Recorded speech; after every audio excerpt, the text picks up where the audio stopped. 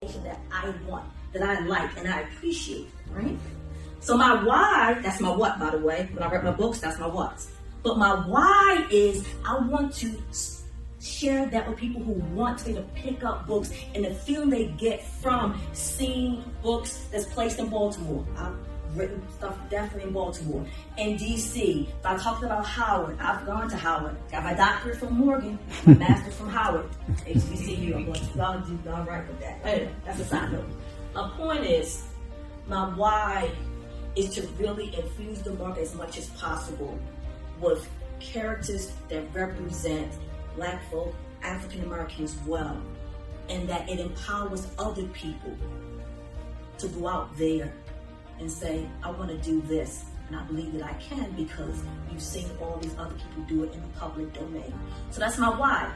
And so when I was preparing to come here today, I was thinking about this conversation that we would have, and what I really realized is that it really boils down to me really loving and appreciating being Black, being African American, and promoting that in many different ways. And so in the very beginning, that was always my why, but my what was different. I wanted to be a lawyer, but my why never changed. Then I became a Baltimore City teacher. That was a different what. It never changed. It was all about doing something that really promoted us as a people, that moved us forward in the way that I knew that my talent existed. So that was me in education, and then it moved to me being a writer. Now, why never really changed? Your why can change, and oftentimes it does. But sometimes if your why is big enough, especially some of the things that you gentlemen shared with me, a lot of different whats can fit under the same why. And that lasts you through a lifetime. And the last bit that I'll say about this particular piece, being an author, is that my husband was with me, so maybe like 3-4 years ago, definitely before the pandemic, and I was on a panel, and there was another author with me, and she also taught college, and she taught actually fiction writing, all that kind of stuff. And they asked us about our why. And I shared, I went to a little bit more detail than I did here. Didn't share all the extra Black stuff that I just shared with you, But that's simply always my why.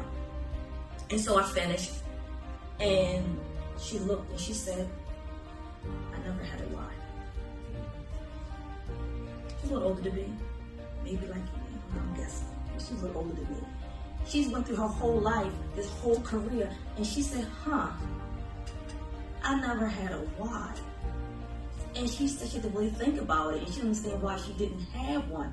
And in my mind, I'm thinking, how can you go your whole life and not have a why?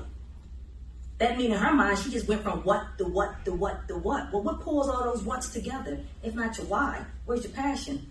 Where's your motivation? Your why tells you that. And so you can go your whole life and not have a really good why. And you guys are already ahead of the game because you know what your why is. And if you didn't know before, when you leave here, you're going to think about, what the heck is my why? And now you know. And you won't be 50-something years old and sitting on the panel with someone and you realize, I lived 30, 50 years and I don't have a why. Don't do that. Okay? So that's my why for being an author. Then I have another why this journal. Because I told you I was a fantasy author, right? I still am. Try to make this story quick. Plus I have my timer here. So with my journal, I told you I'm a teacher. I do professional development, meaning I do professional development for adults. I taught in Baltimore City Schools for about 10 years.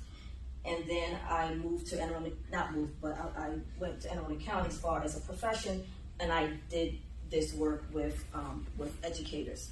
So when the pandemic started, you guys remember that? So I think it was like March 2020, they closed all the schools down, right? They sent us all home. And I told you I do professional development. Well, I couldn't.